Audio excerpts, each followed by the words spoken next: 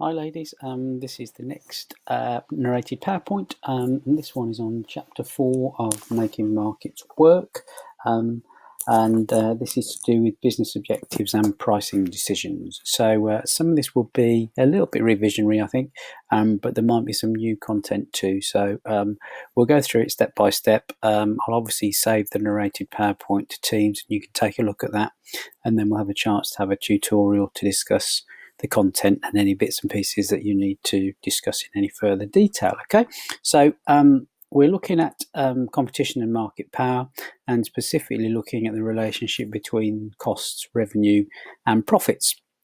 And I think in the last, probably just before Christmas, we started to talk about marginal cost and marginal revenue and how important that is in economic terms. So we'll be looking at marginal cost in addition to marginal revenue, and also look at different business objectives and how pricing decisions are made. So like I said, some of it might be familiar to you.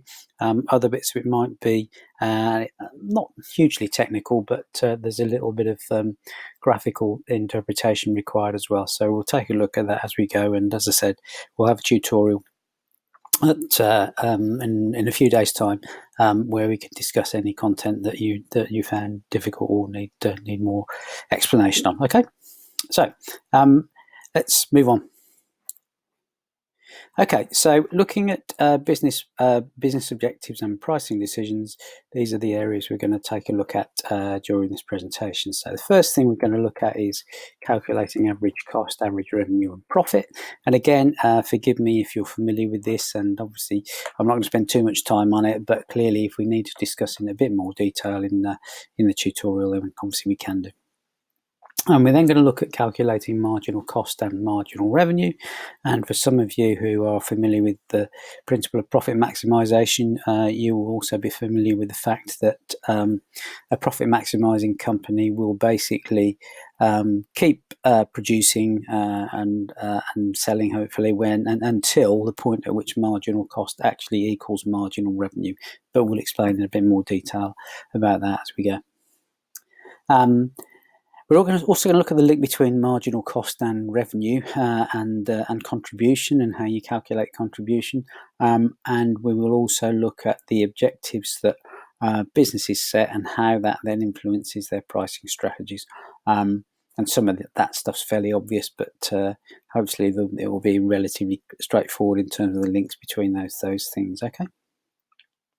So, definition of cost then. We're going to look at the different types of costs that you need to understand. And again, some of this will be familiar with you, I think, because we've certainly talked about it before, and I think you probably did it with Mrs. M previously as well. So, first and foremost then, we're going to look at fixed costs or total fixed costs, another way of putting it. And basically, these are fixed because they essentially don't change with output. Okay, so it could be things like rent or capital goods such as factories or machinery, marketing costs, that sort of thing. Okay, so whenever you see a fixed cost curve, well, it's not a curve actually at all. It's a horizontal straight line, because essentially fixed costs stay the same. They don't vary with output. Okay. Now, the other thing that we can also do, based on having calculated total fixed cost, is to look at something called average fixed cost, which essentially is taking our total fixed costs and dividing it by the number of units we've outputted, and that gives you then your average fixed cost. So the more that you output, the lower your average fixed cost would become. Okay. We're also going to look at variable costs, and they clearly are costs that vary or change with output. Okay, so as output increases, so do variable costs, and vice versa. When output reduces, variable cost reduces too. Okay, so that the obvious example would be the cost of raw materials. Okay, and because of the fact that variable cost does change with output, then essentially any variable cost curve is going to slope upwards and to the right. Obviously, that makes reasonable amount of sense, I think. But again, we'll look at the way in which these are represented graphically through the course of this presentation. If we then want to calculate total cost, well, there's a couple of ways in which we can do it. But the easiest way is to take your total fixed cost and add your total variable cost to that, and that gives you your total cost. Okay, now again, the total cost is going to slope upwards and to the right, and it begins at the same point as the fixed cost curve. And essentially, when you're talking about what total cost gives you, or what you're incorporating is the variable cost curve and the fixed cost curve. So effectively, well, like we said before, fixed cost plus variable cost equals total cost. So the total cost curve is going to include both total fixed cost and total variable cost. And if we look at the last item that we're going to look at on this slide, I'll just move my Visog out of the way so you can see what we're talking about. So in this instance, we're looking at marginal cost as well. Okay, now that's basically the cost of producing an extra or additional unit of output. Okay, now the marginal cost curve is U-shaped. So in the first instance, as we get output increasing, we're going to tend to, as we get more efficient, we're going to tend to find that marginal costs will fall. And so that effectively means that the cost of producing an additional unit is going to cost less than than the previous unit. But after we've reached the point at which we get to the lowest point on the marginal cost curve, any unit that we produce over and above that will actually be more expensive than that marginal cost. Okay, and that sometimes occurs because you get inefficiencies, and that causes marginal cost in some cases to start to increase. Okay, so let's just make sure that you can see all of that. That's fine. Okay, so let's move on and take a look at the definition of cost then. Okay, and this difference between fixed costs and variable cost as well, and particularly when we're talking about economics, it's sometimes a little bit confusing because of the way in which, in the long term, you're able to, in economic terms, there is no such thing as a fixed cost in the long term, because some of the fixed costs we've talked about, we could actually vary, we could change dependent on the size and on the amount of output that we wanted to produce. Okay, but we'll come back to that again at a little bit later on. Okay, so we've talked about average fixed cost. We talked about a number of other costs, but the average cost in this case, or the average total cost, is the cost of producing a unit of output. Okay, so we take in total cost and dividing that by the amount of units that we produced. Again, the average cost curve is always U-shaped, and that's for a number of reasons, partly because the marginal cost curve always cuts the average cost curve at its lowest point. Okay, and then when we're talking about marginal cost, if marginal cost is less than average cost, then the overall average cost is going to be falling, essentially, isn't it? Okay, but when we get the marginal cost that's greater than the average cost, then that means in that case that average cost will be rising. Okay. And at lower levels of output, average cost tends to fall quite steeply. But at higher levels of output, you tend to find that average cost will rise steeply as well. And so effectively, when we're talking about average costs, if we're talking about average total cost, we could actually take the average variable cost, which we could calculate by taking the total variable cost and dividing it by output, and then adding that to the average fixed cost as well, if we wanted to get that full picture. Okay, short run then. We've talked about short run in the past, short run costs in particular. And this is normally, again, in economic terms, assumes that at least some of the costs are fixed. Okay, the time frame for the short run will vary between firms and industries, but generally speaking, if we're talking about short-term, short-run costs, they're probably up to 12 months in length, if you like. So a short-run cost would be that's fixed would stay the same for 12 months. And then the longer run costs, things like land and various other things, would be a long run cost, essentially. Okay. So again, one of the points that is different from business to economics in terms of definitions is that we assume in economics that in the long run, so any time over and above 12 months, if effectively any cost could become variable. Okay, and again, that time frame will vary from different firms and industries, but fundamentally, it's something to really try to remember that in economics.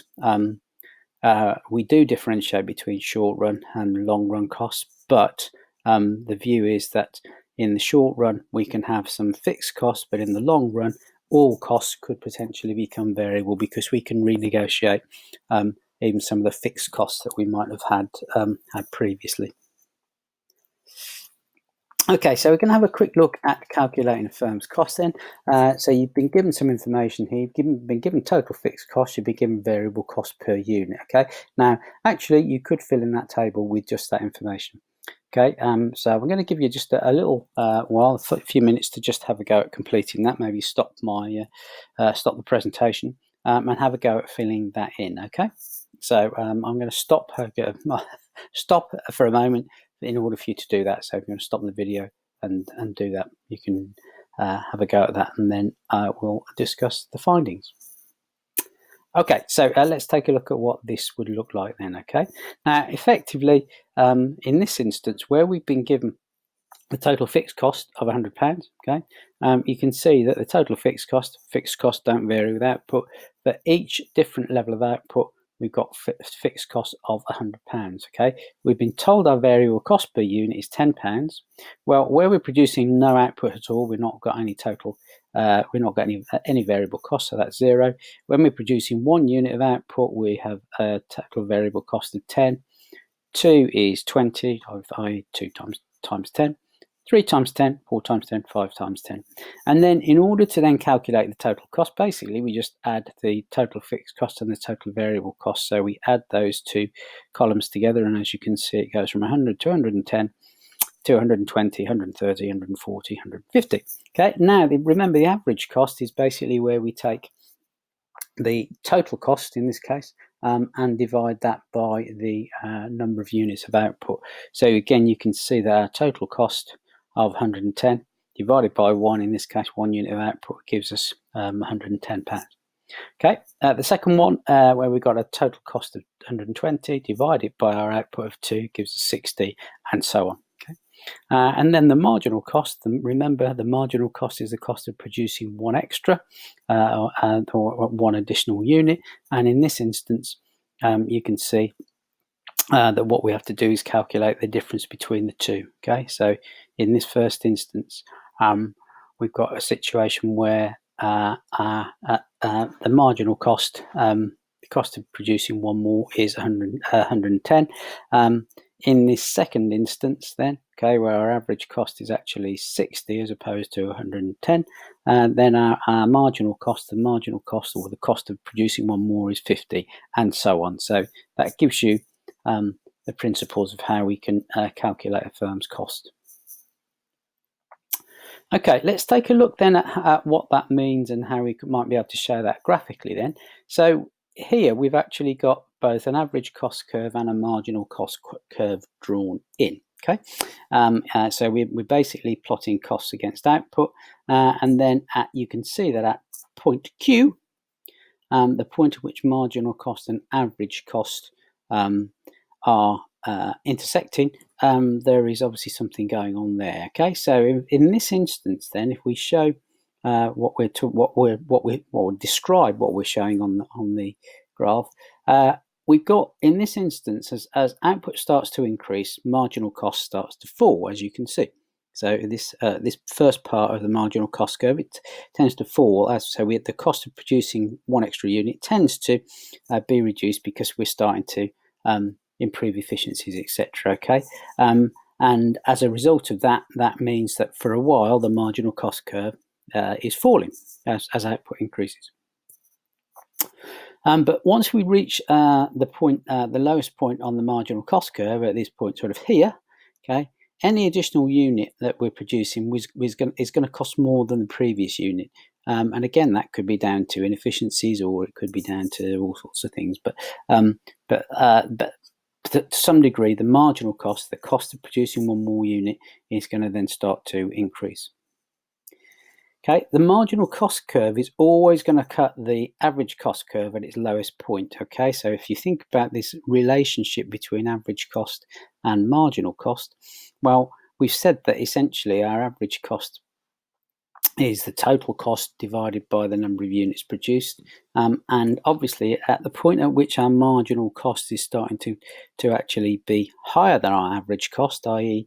it's costing us more to produce the extra unit than it did to produce the previous unit, then we're going to have this situation occurring where in this instance at point Q, that's the point at which our marginal cost and average cost curve intersect.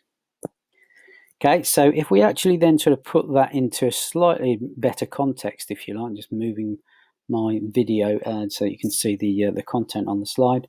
So every point up to Q, up to this point here, every point up to that point, our marginal cost is below our average cost curve, as you can see. So the marginal cost curve is lower until we reach that point Q. Okay. Now, if the cost of the producing an additional unit, the marginal cost is below that of the average cost will fall. Okay, and what we're doing really is showing that in a graphical sense too. Okay, so at any point after Q, the marginal cost is higher than the average cost, and that means that average cost also starts to rise, as you can see. Okay, so that's the first sort of starting point, if you like, in terms of graphically demonstrating this. But there are a few golden rules that follow, and they sort of are based on what we just described, really. So when we've got a situation where marginal cost is less than the average cost, then average cost is falling. And when marginal cost is greater than average cost, then average cost is rising. Okay, and the point at which we have marginal cost and average cost that are equal, okay, we're at the minimum point on the average cost curve. Okay, so that hopefully makes a reasonable amount of sense, and that explains the graphical representation. So, in this instance, then, okay, if we've got a situation where the average cost is falling when the marginal cost is beneath it, and there's a rise when the marginal cost is above it. Okay, if we assume in this scenario that a firm produces 3 units of output and the total cost of producing these is £18, the average cost for each unit is going to be the total £18 divided by, in this case, 3 units of output. So our average cost for each unit is £6. But if we then assume that the marginal cost of producing our last unit was £5, well, obviously £5 is slightly less than £6, isn't it? Okay, so in that situation, the cost of producing our 4th unit would then fall, okay, to £4 because the average cost would also fall. So if we get to the situation where we've produced our 4th unit, okay, and then effectively our total cost is going to be £24, and we're going to divide that by 4, and then as a result of that, we're going to find that our average cost will also fall. Okay.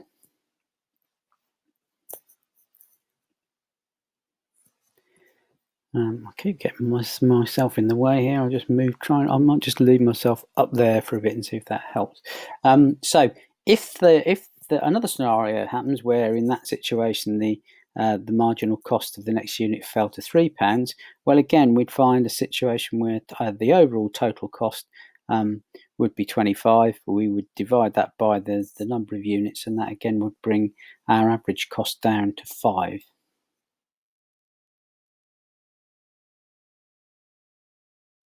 And after this point, after that quantity, that the marginal cost is above the average cost, and let's assume in that case that we get our marginal cost that goes up to £6. Okay, well, in that situation, if we actually took that and added the £6 to the total cost of 25, that gives us 31 divided by 6. So we've got £5.17 as our average cost, and that as a result average cost starts to rise. So there is this interrelationship between the two variables. Okay, so that's that. Now let's just take a quick look in this instance then at cost curves. And in this situation, we're going to try and look at all sorts of different types of industry. Okay. Now, when I say that, what I mean is that those that might choose to profit maximize or to have different sorts of objectives. Okay. So in this situation, we'll look at a number of things which hopefully will make cost curves a little bit clearer for you. So let's take a look. Okay, so just going to draw in a couple of examples here and then explain what's going on.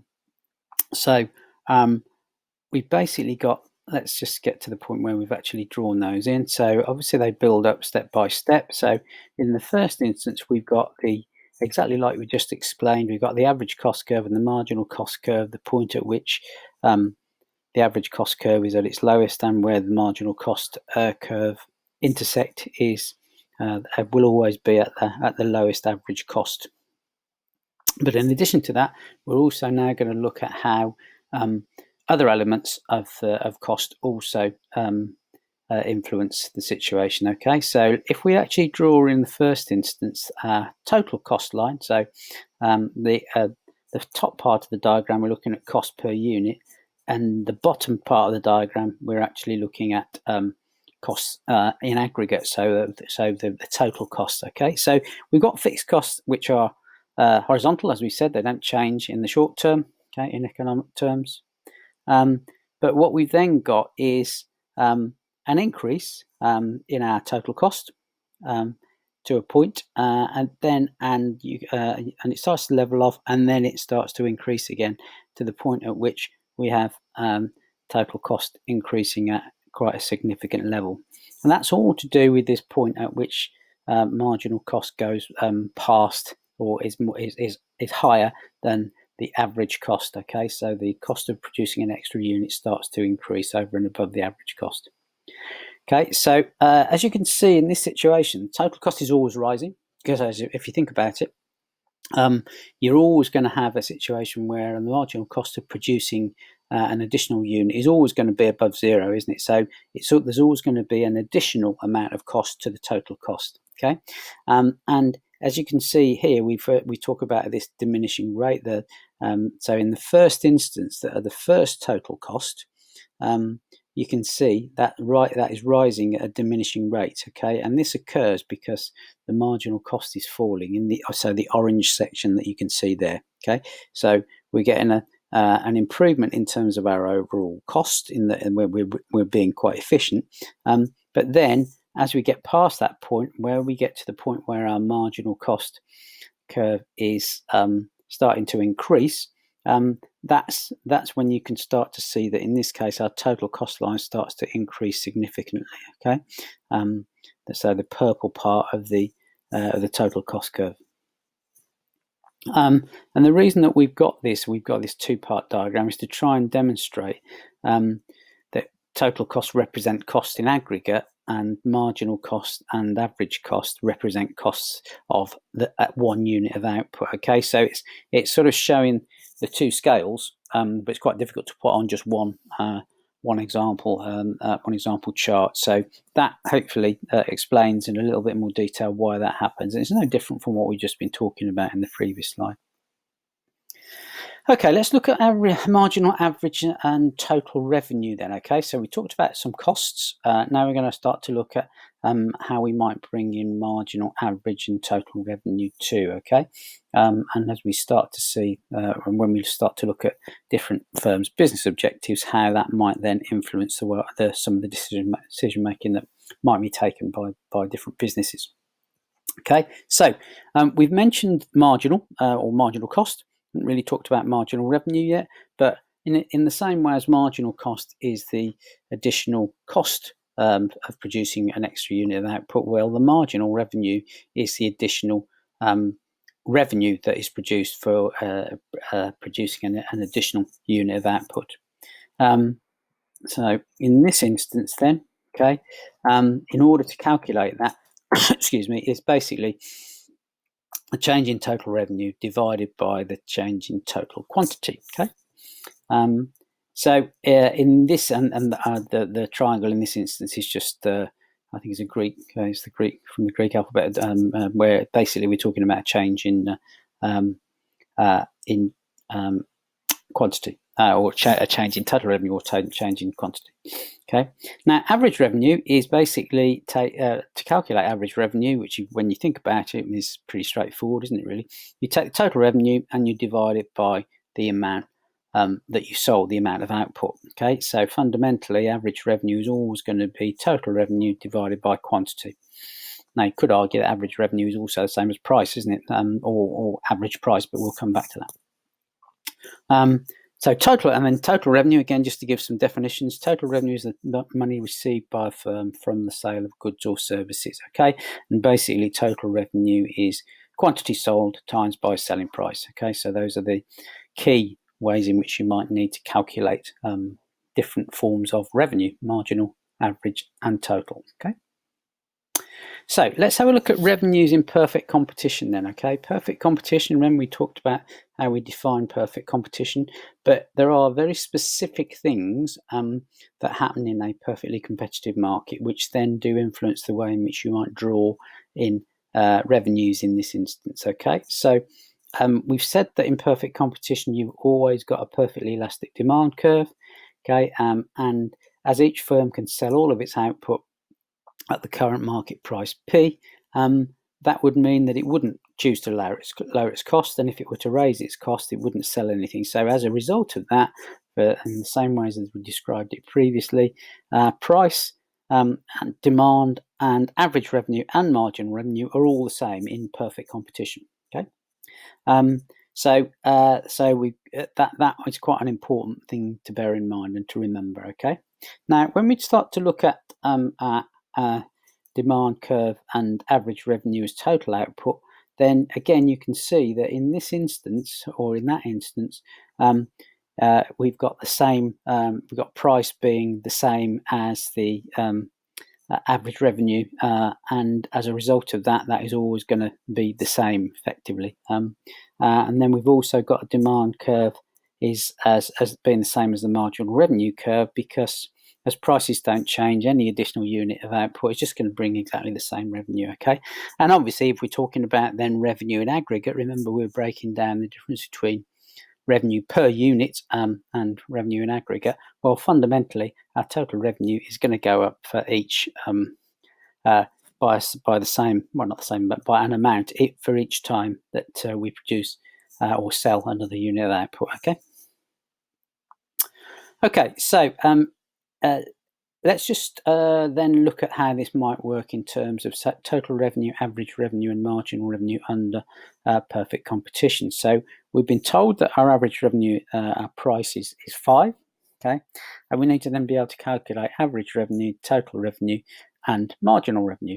And in order to do that, we know that our average revenue in perfect competition is going to be the same. It's going to be 5 for each one. So our total revenue, we're just going to add each time we've got another unit of output that's been sold. We're going to add that to, in this case, the figure from the one unit, and then the second unit, etc., etc. Okay, and the marginal revenue in each case, the amount of revenue we're generating for one extra unit of production is basically 5 in this instance. Okay, so I think I'll just gonna stop there. I think, and I'll reconvene on this slide for the next presentation. Okay, so thanks for listening, and we'll carry on this very shortly.